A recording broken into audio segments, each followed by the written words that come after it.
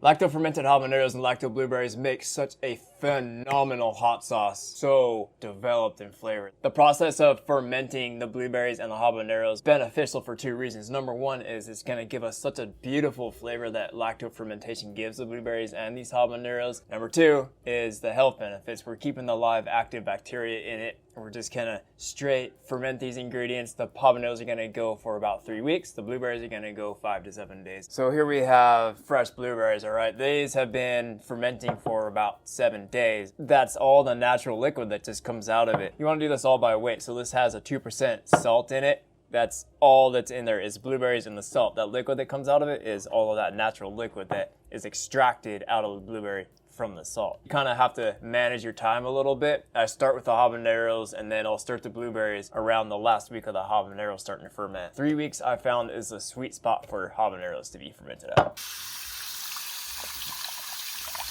You're gonna need a digital scale that's capable of weighing out in grams in order to make this sauce. It's very important that you weigh out your ingredients. So I put a bowl on the scale and then I'm zeroing it out. Don't do tablespoons, teaspoons, no bullshit like that. Put the blueberries in this bowl and now we want to record this weight. So we're gonna calculate 2% of that, which my oldest son gives me a hard time because I can't just do that kind of simple math in my head. So we're gonna, bust out the trusty calculator on this one. So 508 grams. Multiply that by 0.02, which is, 2%, of course. 10.16 grams of fine sea salt is what we're gonna need for these blueberries to ferment properly. So instead of just dumping the salt onto that bowl, I find a dish that I put on the scale and zero it out and then get that fine sea salt that's non-iodized, of course, right? I like doing it this way because if I add too much salt to that you're kind of screwed, right? So put it in a separate dish, then you don't have to worry about putting too much salt in the blueberries, really. The blueberries have been rinsed under cold running water. Now we're just gonna add that salt. This process is so incredibly easy. 2 ingredients literally to the lacto blueberries. You got the blueberries, of course, and the fine sea salt. This is probably the easiest hot sauce that I've ever made, just based off the fact that the ingredients are just super simple, but you just kind of have to manage your time a little bit, which is not even that difficult at all, right? To make sure that the blueberries are all evenly coated with the salt, you recommend having a jar that has a nice wide mouth. And then just pour your blueberries in there. Now you can see that there is salt in that mixing bowl, so we want to make sure to get all that salt out because we calculated it by weight. It seems like a minimal amount, but if you were to weigh it out, it'd probably be about half of a gram that we're missing out, you know what I mean? We do need to have these weighed down with a little bit of pressure on them. That's going to help that salt release all that liquid. And then after about 4 to 5 days, you'll see that liquid start to rise up.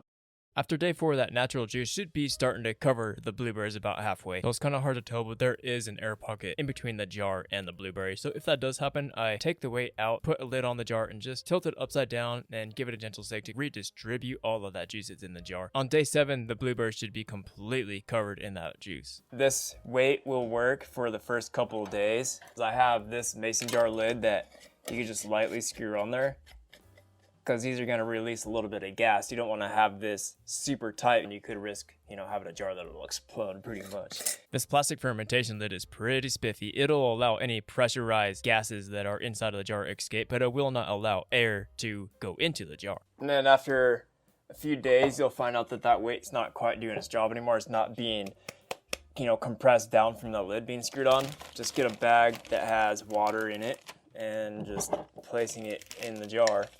The idea is that you want to keep constant pressure being pushed down on those blueberries, helping them release those natural liquids out that salt's extracting, lightly squeezing those blueberries. These habaneros need to have a quick rinse under cold running water and just allow them to air dry before we start to ferment. With these peppers, I'm going to keep the seeds in there. I'm going to keep the placenta in there. I have 20 habaneros. Very sharp knife, gloves is highly recommended.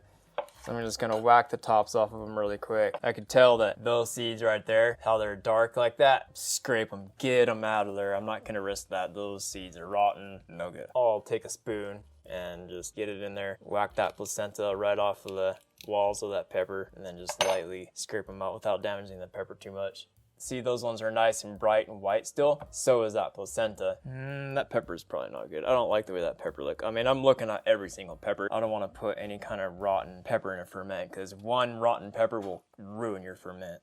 So once again, I'll bust out the scale and we're gonna zero it out once again. I have 5 cloves of garlic. I have a pinch of anise seeds, which, you know, anise and blueberries are perfect harmony in flavor. Put the peppers into this jar. Some spring water here that I just bought, you know, a gallon jug of spring water. Not even $1 at the grocery store, okay? You could use filtered water also, just no tap water because the chlorine in it. And some states, at least in the United States, actually use chloramine in the drinking water. And that, you know, you could possibly ferment with tap water, but it'll be kind of hard for it to ferment basically because the chlorine and the chloramine really hinders the producing of that lactic acid producing bacteria, if that makes sense. Fill the water just up to the bottom of that neck on that jar because I'm going to put a weight on it. So we have the water, the garlic, the anise seeds, the habanero. Record this weight, 821 grams, going with a 3% brine. I want to pour this water out into this bowl. I'm using a lid from another mason jar, just kind of hold back those ingredients. Once again, bust out that calculator that you've had since high school. We're doing a 3% brine, 821, multiply that by 0.03, 24.6 grams. So, of course, I want to put another dish, zero it out. 25 grams goes into this dish.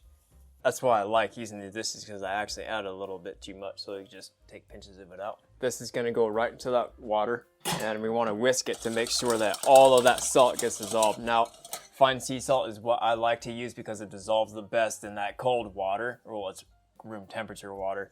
Kosher salt has a really hard time dissolving in room temperature water. So carefully pour this water back into this jar, covering the peppers and the garlic and those anise seeds. Just like those blueberries, I'm making sure that I'm getting all that salt out of that bowl. A baby food jar that I've had around for about 2 years. I've been fermenting with this and it's worked perfectly fine. I mean, you have other ceramic ramekins that you just need to find that'll fit inside of the mouth of that jar. I don't like using plastic bags with water, but as in the case of blueberries, I don't have an actual weight that'll fit into that jar. Ideally, I don't want to use plastic, no metal, glass. Ceramic is the best. Keep the weight on it. Make sure that water level stays above the peppers because we want the peppers to be underneath that brine in an anaerobic environment, meaning no oxygen, okay? If you do allow the peppers to hit any kind of air and they start to mold, dude, throw them away and start from scratch. Air will develop mold. Kahm yeast is much different. So this will sit on the countertop for 3 weeks. Ferments are happiest between 68 to 75 degrees. Super sweet spot for fermentation. Any hotter than that, then it'll ferment quicker. If you're trying to ferment at like 100 degrees, you'll probably spoil quicker than you're gonna ferment. If you ferment, you know, around 60 degrees, it's gonna be very difficult for the fermentation to start. You might actually have to put a starter in it, which is just the brine from a successful previous ferment that you had. That's all a starter would be. As I showed you a little bit earlier, this does have a little bit of Kahm yeast built up on it. Just take a small ladle and I kind of want to skim it because I don't want to have that in my hot sauce. It's going to give it a little bit of a off taste, which I don't really enjoy. It's not going to hurt you. I am going to strain this liquid out, reserving this brine because it's going to be part of the base for pureeing this sauce. Same thing with the blueberries. Strain that liquid out. I'm going to use more of this liquid from the blueberries and then adjust consistency with the brine from the habaneros. These are perfectly fine just to eat like this. So good. Sweet, a little salty, of course. So I have a Nutribullet that I blend my sauces with. If you have a Vitamix, you know, a higher powered blender, that would actually work a little bit better, but this is kind of what I have to use. So I'm going to start with pureeing the blueberries, dump that liquid in. I'll start with that to kind of see how thin that sauce is going to be. Couple pulses in that Nutribullet and that should be a pretty smooth puree. Oh yeah, that looks good.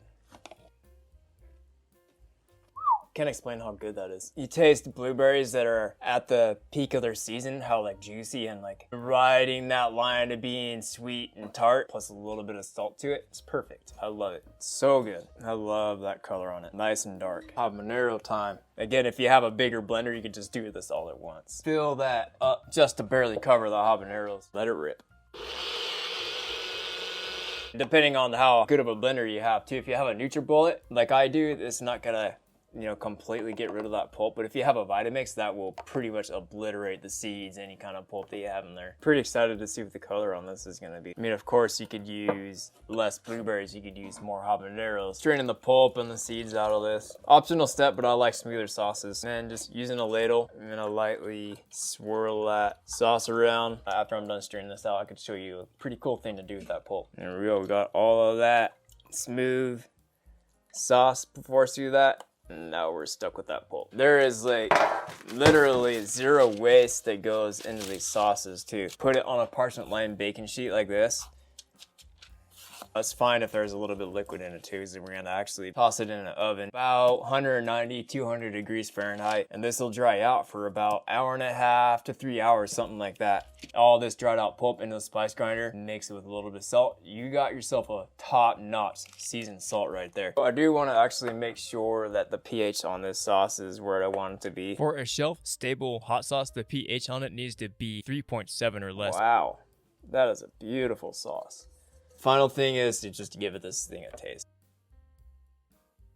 It's phenomenal. Definitely has heat to it. The sweetness from the blueberries actually does kind of help reduce the spiciness of the habaneros, if you will. This should stay good in your refrigerator for, I would say, about 3 months. It's not gonna go bad. You're gonna use it far, far before it even expires. Fermented blueberry and habanero hot sauce, absolute winner, all right? I also did a roasted habanero pineapple hot sauce that is good for, the summertime vibe, think grilled chicken, think, grilled steaks, that kind of thing. Give that video a watch and let me know what you think you'd use that hot sauce on. And now, we'll see you there.